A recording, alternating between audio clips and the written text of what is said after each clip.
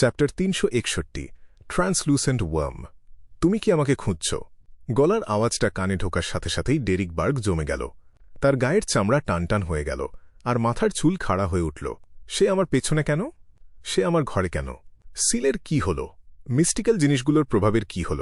তার কপাল বেয়ে ঠান্ডা ঘাম ঝরতে লাগল, আর অবচেতনভাবেই সে একবার পেছনে ঘুরে তাকাতে চাইল, কিন্তু তার প্রবৃত্তি তাকে সেটা করতে বাধা দিল। এই প্রবৃত্তিটা এসেছিল সিটি অফ সিলভারের মনস্টারদের সাধারণ জ্ঞানের ক্লাস থেকে, আর পেট্রোলিং টিমে যোগ দেওয়ার পর তার নিজের দেখা একটা অদ্ভুত দৃশ্য থেকে। যখন কেউ তোমার পেছনে দাঁড়িয়ে কথা বলছে, তখন তাড়াহুড়ো করে ঘুরে তাকাবে না। ডেরিক বার্গ তার হাত দুটো তুলে বুকের কাছে এনে মুঠি পাকাল, তারপর খুব ধীরে ধীরে একটু একটু করে সে ঘুরে দাঁড়াল। পুরো ঘরটা অন্ধকারে ডুবেছিল, তাই কিছুই দেখা যাচ্ছিল না। তবে তার দুই চোখে একটা সোনালি আলোর আভা ছড়িয়ে পড়তে লাগল, যেটা দেখতে যেন দুটো ছোট্ট সূর্যের মতো হয়ে গেল। তার লাইট সাপ্লিয়েন্ট ক্ষমতা দিয়ে সে দেখতে পেল তার বিছানার এক কোণায় একটা অন্ধকার আকৃতি চুপচাপ বসে আছে। সেই অন্ধকার আকৃতিটা খুব দ্রুত স্পষ্ট হয়ে উঠল, আর দেখা গেল তার মাথাটা মাঝখান থেকে দুই ভাগে ছেঁড়া। মাথার ঠিক মাঝখানে দুটো ধূসর মগজ এমনভাবে নড়াচড়া করছিল যেন সেগুলো জ্যান্ত। তারা একে অপরের কাছাকাছি আসার চেষ্টা করছিল, কিন্তু পারছিল না। তার মগজের কাটা অংশের ওপরের ঘন আঠালো তরল পদার্থটা চিকন সুতোর মতো হয়ে গিয়েছিল, কিন্তু সেগুলো কীটের মতো কুঁচকে যাচ্ছিল। তার দুই পাশের দুটো চোখ একে অপরের থেকে অনেক দূরে সরে গিয়েছিল, আর নাকের হাড়টাও মাঝখান থেকে আলাদা হয়ে গিয়েছিল। রক্তের রংটা ছিল একদম উজ্জ্বল আর স্পষ্ট। তার মুখের বাম দিকটা খোলা ছিল, কিন্তু ডান দিকটা শক্ত করে বন্ধ ছিল। এই ভয়ঙ্কর মনস্টারটা ছিল সম্পূর্ণ উলঙ্গ, আর তার গায়ে অসংখ্য গাঢ় লাল রঙের ক্ষতচিহ্ন ছিল। সেই অসংখ্য ক্ষতগুলো ভয়ঙ্করভাবে ছিঁড়ে গিয়েছিল, আর ভেতর থেকে সারি সারি সাদা দাঁত বেরিয়ে এসেছিল। তারা খুব দ্রুত একের পর একই কথা বলে চলল। তুমি কি আমাকে খুঁজছ? সে এক মুহূর্তের জন্য থামল। তার মুখের কোণা আর ক্ষতগুলোর প্রান্তগুলো ওপরের দিকে বেঁকে যাচ্ছিল। দেখো, আমি কি স্বাভাবিক নই? ডেরিক বার্গের চোখের মনি ছোট হয়ে এল, আর কিছু না ভেবেই সে তার জোর হাত বুকের ওপর থেকে থুতনি পর্যন্ত তুলে আনল, ঠিক যেন সে প্রার্থনা করছে। ছোট্ট ঘরটা হঠাৎ করেই আলোয় ভরে গেল, আর আগুনের মতো ঘুরতে থাকা একটা বিশুদ্ধ আলোর রশ্মি ছাদ থেকে সোজা মনস্টারটার গায়ে এসে পড়ল। রশ্মিটা ততটা বিশাল ছিল না যতটা ডেরিক বার্গ স্পায়ারের বাইরে ব্যবহার করেছিল। এর কারণ হল এখানকার সিল আর মিস্টিক্যাল জিনিসটা, যেটা তাকে স্পায়ারের বাইরের অংশ থেকে আলাদা করে রেখেছিল। কিন্তু সেই মুহূর্তে ডেরিক বার্গ অবাক হয়ে দেখল যে পবিত্র আলোর রশ্মিটার জন্য সে প্রার্থনা করেছিল, সেটা হঠাৎ করে আরও ঘন হয়ে যাচ্ছে। সেটা এতটাই উজ্জ্বল ছিল যে সে চোখ বন্ধ না করে পারল না। কিছুক্ষণ পর সেই বিশাল আলোর স্তম্ভ থেকে আরও বিশুদ্ধ আর ঘন কিছু একটা আলাদা হয়ে এল। সেটা দেখতে একদম আলোর মানুষের মতো ছিল, যার মুখের কোনো আকার নেই আর পরনে কোনো জামাকাপড়ও নেই। সেই আলোর মানুষ হঠাৎ করে জ্বলে উঠল আর মনস্টারটার ওপর ঝাঁপিয়ে পড়ল। মনস্টারটার সবকটা মুখ হঠাৎ করে খুলে গেল, যেন সে রক্ত জল করা একটা চিৎকার করে উঠল। তবুও ডেরিক বার্গ কিছুই শুনতে পেল না। মনস্টারটা প্রচণ্ডভাবে কাঁপতে শুরু করল, আর আলোর মানুষের আলো এবং তাপে খুব দ্রুত ভেঙে পড়তে লাগল, এমনভাবে উধাও হয়ে যেতে লাগল যেন সে গলে যাচ্ছে। ঠিক যখন সেটা স্বচ্ছ হয়ে যাওয়ার উপক্রম হল, হঠাৎ করেই কালো ক্লাসিক্যাল লম্বা রোব আর সুচালো টুপি পরা একটা প্রেতাত্মা সেখানে হাজির হল। সেই ছায়ামূর্তির চুল ছিল কালো, চোখ কালো, কপালটা চওড়া, আর মুখটা ছিল সরু। তার চোখে ক্রিস্টালের তৈরি একটা মনোকল পরা ছিল। সে হাজির হওয়ার সাথে সাথেই আলোর মানুষটা বিস্ফোরিত হল, আর ডেরিক বার্গের চারপাশের সবকিছু সাদা আলোয় ভরে গেল। যখন তার দৃষ্টিশক্তি ফিরে এল, সে নিজেকে ঘরের বাইরে দেখতে পেল, এমন একটা করিডোরে যেখানে ধাতব বাতি লাগানো ছিল আর অস্তগামী সূর্যের ম্লান আলো এসে পড়ছিল। সে শূন্য দৃষ্টিতে মাথাটা একটু হেলিয়ে ঘরের ভেতর তাকাল। সে দেখতে পেল গাঢ় রঙের ট্রাউজার্স আর বাদামি কোট পরা একটা লম্বা, পেশিবহুল আকৃতিকে। এই আকৃতিটার ঠিক সামনেই ছিল সেই বিছানাটা যেখানে ডেরিক বার্গ ঘুমিয়েছিল। ভোরের আলোর মতো রশ্মিগুলো জমাট বেঁধে একটা সাদা পায়ের হাড়ের ওপর পড়ল, আর সেটাকে একটা বিশুদ্ধ সাদা, ধারালো তলোয়ারে বদলে দিল। সেই সোজা তলোয়ারটার ঠিক পাশেই একটা স্বচ্ছ পোকা পড়েছিল। সেটা লম্বায় মাত্র একটা বুড়ো আঙুলের সমান ছিল, আর সেটা একটা বাচ্চার আঙুলের মতোই সরু ছিল। একদম স্বচ্ছ রঙের একটার পর একটা আংটির মতো দাগ সেটাকে অনেকগুলো অংশে ভাগ করে রেখেছিল। দৃশ্যটা খুব দ্রুত চোখের সামনে থেকে মিলিয়ে গেল, আর আংটিগুলো আলাদা করে না গুনলেও তার মনে হল সেখানে প্রায় 10টার মতো দাগ ছিল। তার দিকে পিঠ করে থাকা সেই লম্বা মানুষটা হাত বাড়িয়ে অদ্ভুত স্বচ্ছ পোকাটাকে তুলে নিল। ঘুরে দাঁড়াতেই সে একটা দীর্ঘশ্বাস ফেলল। একটুর জন্য বেঁচে গেছি। সেই মুহূর্তে ডেরিক বার্গ শেষমেশ লম্বা মানুষটার মুখটা দেখতে পেল। তার চুলগুলো ছিল কাঁচা পাকা, উস্কো খুস্কো আর বেশ অবিন্যস্ত। তার গালের চারপাশে গভীর বলিরেখা ছিল, কিন্তু চোখের কোণায় কোনো ভাঁজ ছিল না। তার গালে কিছু পুরনো কাটার দাগ ছিল, যেগুলো বেশ গভীর বা এবড়োখে বড় ছিল। তার পরনে ছিল সোনালি রঙের শার্ট, কোমরে একটা চেক কাটা চামড়ার বেল্ট, আর তার হালকা নীল চোখগুলো ছিল অনেক গভীর আর ক্লান্ত, ঠিক যেন একটা গল্পে ভরা বইয়ের মতো। এক মুহূর্তের জন্য ডেরিক বার্গ অবাক হয়ে গেল, আর তারপর যেন সে সারা জীবন ধরেই কোনো বিপদের মধ্যে ছিল, সে আনন্দ আর বিস্ময়ে মুখ খুলল। Your Excellency.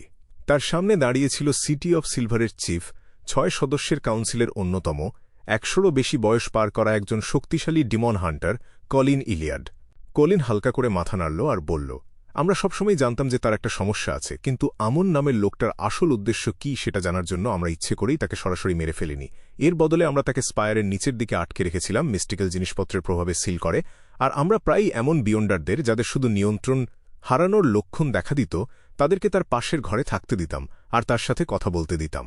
আমরা দেখতে চেয়েছিলাম যে আমরা তার মধ্যে কোনো অস্বাভাবিক পরিবর্তন ঘটাতে পারি কিনা, যাতে করে আমরা যে তথ্যগুলো জানতে চাইছি সেগুলো বের করে আনতে পারি। দুর্ভাগ্যবশত সে আজ পর্যন্ত একদম স্বাভাবিক ছিল, বলা যায় অতিরিক্ত স্বাভাবিক। তোমার কি মনে হয় সে হঠাৎ করে কেন বদলে গেল আর সিল ভেঙে বেরিয়ে আসার চেষ্টা করল? তোমার কি কোনো ধারণা আছে যে অন্য সবার থেকে তোমার মধ্যে কি আলাদা ব্যাপার আছে? তার মানে আমাকে ইচ্ছে করেই আগের এক্সপ্লোরেটরি টিমের ক্যাপ্টেনের পাশের ঘরে থাকতে দেওয়া হয়েছিল। কয়েক সেকেন্ড চুপ থাকার পর ডেরিক বার্গ বলল, হয়তো আমার বিয়ন্ডার পাথওয়ে অন্য সবার থেকে আলাদা বলেই এমনটা হয়েছে। Sequence 9 bird, sequence 8 light suppliant. অন্য কথায় সান পাথওয়ে। মিস্টার হ্যাংম্যান যদি ঠিক বলে থাকে যে আমন পরিবার প্রাচীন সূর্যদেবের বংশধর, তাহলে আমার কারণে তার মধ্যে এমন পরিবর্তন আসাটা স্বাভাবিক। ডেরিক বার্গের মনে হল সে একটা নির্দিষ্ট পর্যায় পর্যন্ত সত্যিটা জানে। কলিন কোনো রকম অভিব্যক্তি না বদলেই তার কথা শুনল। সে কয়েক সেকেন্ড ধরে ডেরিক বার্গকে পরখ করে দেখল, তারপর বলল, আমরা তার ওপর নজর রাখছিলাম। 6 সদস্যের কাউন্সিলের সদস্যরা পালা করে নজর রাখছিল, কিন্তু আমরা আশা করিনি সে হঠাৎ করে এমন বদলে যাবে। আগে থেকে কোনো সতর্কতামূলক লক্ষণই দেখা যায়নি, আর তার কাজগুলো ছিল খুবই সুনির্দিষ্ট এবং দৃঢ়। একটু আগে তুমি ঘরের ভেতর কি করছিলে? ডেরিক বার্গ, যে কিনা সান পাথওয়ে আর প্রাচীন সূর্য দেবের ভেতরের সম্পর্ক নিয়ে ভাবছিল, সে সাথে সাথে বুঝতে পারল না চিফ তাকে কি জিজ্ঞেস করেছে। যখন সে বুঝতে পারল তার মাথা তখনও ফাঁকা ছিল, সে খুব মনোযোগ দিয়ে মনে করার চেষ্টা করল যে সে কি করেছিল। আমি তো কিছুই করিনি, আমি শুধু দেয়ালে টোকা দিয়েছিলাম আর ওর সাথে কথা বলার চেষ্টা করছিলাম। এর আগে আমি ট্যারোট গ্যাদারিংয়ে অংশ নিচ্ছিলাম। Tarot gathering? ডেরিক বার্গ হঠাৎ করে চমকে উঠল। তার মনে হল ব্যাপারটা হয়তো ততটা সহজ নয় যতটা সে ভেবেছিল। সে জানত যে সে তার মনের কথা সিটি অফ সিলভারের চিফকে জানাতে পারবে না, কিন্তু সে বুঝতে পারছিল না যে তার কেমন অভিব্যক্তি প্রকাশ করা উচিত, তাই সে শুধু একা গুটিয়ে থাকা মানুষের মতো চুপ করে রইল। সে চিন্তিত গলায় বলল, আমি ওই দেয়ালে 3 বার টোকা দিয়েছিলাম। তার আগে আমার ঘরের মোমবাতিটা নিভে গিয়েছিল, আর সেখানে পুরোপুরি অন্ধকার ছিল। আমি আমার কিছু বিয়ন্ডার ক্ষমতার অনুশীলন করার চেষ্টা করছিলাম। কলিন চুপচাপ ডেরিক বার্গের চোখের দিকে তাকিয়ে রইল, আর প্রায় 20 সেকেন্ড পর বলল, দুর্ভাগ্যবশত আমন তার আত্মার মধ্যে যেটা রেখে গিয়েছিল সেটা তার আসল শরীর ছিল না। তাছাড়া এই ঘটনাটা এতই হঠাৎ করে ঘটল যে আমরা আমাদের কাঙ্ক্ষিত ফল পেতে ব্যর্থ হয়েছি। তার বদলে যাওয়ার আগে তুমি কি অস্বাভাবিক কিছু টের পেয়েছিলে? না। ডেরিক বার্গ খুব আত্মবিশ্বাসের সাথে মাথা নাড়ল। কলিনের চোখে হঠাৎ করেই দুটো জটিল গাঢ় সবুজ রঙের চিহ্ন জ্বলে উঠল, আর সে তার চোখের মধ্যে ডেরিক বার্গের শরীরটাকে প্রতিফলিত করল। প্রায় 10 সেকেন্ড চুপ থাকার পর সিটি অফ সিলভারের চিফ তার চোখ বন্ধ করল আর বলল, তোমার অবস্থা এখন স্থিতিশীল হয়েছে। তোমার আর কোনো চিকিৎসার দরকার নেই, তাই তুমি এখন ফিরে যেতে পারো। ডেরিক বার্গ চমকে উঠল। ঠিক আছে। সে দেখল ডিমন হান্টার কলিন ইলিয়াড আবার ঘরের ভেতর ঘুরে দাঁড়াল, ধারালো সাদা তলোয়ারটা তুলে নিল আর সেটাকে নিজের হাতের মধ্যে উল্টে পাল্টে দেখতে লাগল। সে চুপচাপ একটা দীর্ঘশ্বাস নিল আর করিডোর ধরে বাইরের দিকে হাঁটতে শুরু করল। যাওয়ার পথে একের পর এক ছুটে আসা রক্ষকদের সাথে তার দেখা হল। সে আস্তে আস্তে হেঁটে নিজের বাড়ি ফিরে গেল আর দরজাটা বন্ধ করল।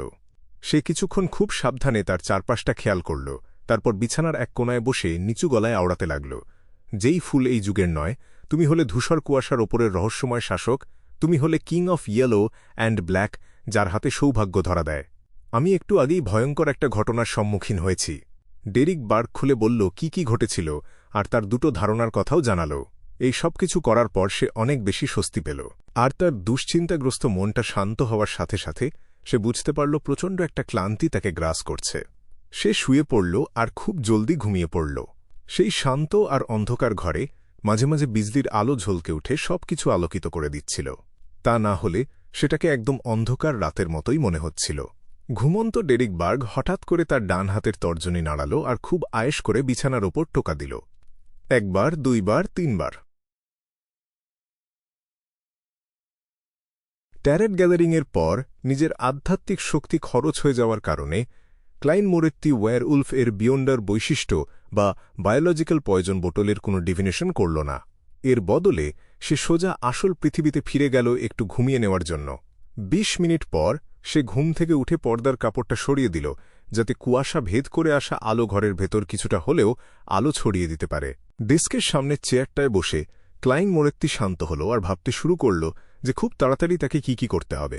মূল লক্ষ্য হল একজন ম্যাজিশিয়ানের নীতিগুলো খুঁজে বের করার কাজটা চালিয়ে যাওয়া আর আমার আধ্যাত্মিক সত্তা থেকে পাওয়া সূক্ষ্ম সাড়া অনুযায়ী প্রয়োজনীয় পরিবর্তনগুলো করা।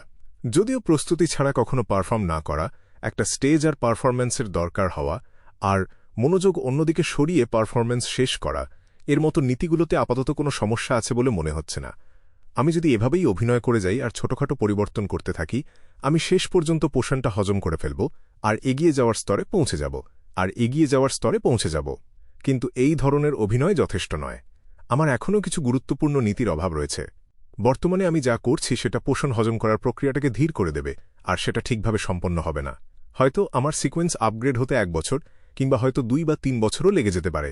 আর ইনসে জ্যাঙ্গুইল সেখানে আমার জন্য অপেক্ষা করে বসে থাকবে না। যত দ্রুত সম্ভব একজন হাই সিকোয়েন্স বিয়ন্ডার হতে পারলেই কেবল আমি প্রতিশোধ নেওয়ার যোগ্যতা অর্জন করতে পারব। তাই অন্য ম্যাজিশিয়ান নীতিগুলো খুঁজে বের করাটা এখন সবচেয়ে বেশি জরুরি। আমি প্রথমে পরীক্ষার মাধ্যমে এটা নিশ্চিত হব যে দর্শকদের হাততালি আমার আধ্যাত্মিক সত্তাকে নাড়া দেয় কিনা, আর এর ফলে পোষণটা আরও ভালোভাবে হজম হয় কিনা। ক্লাইন মোরেত্তি যখন গভীর চিন্তায় মগ্ন ছিল, ঠিক তখনই সে পরপর অনেকগুলো অবাস্তব স্তূপীকৃত প্রার্থনার আওয়াজ শুনতে পেল।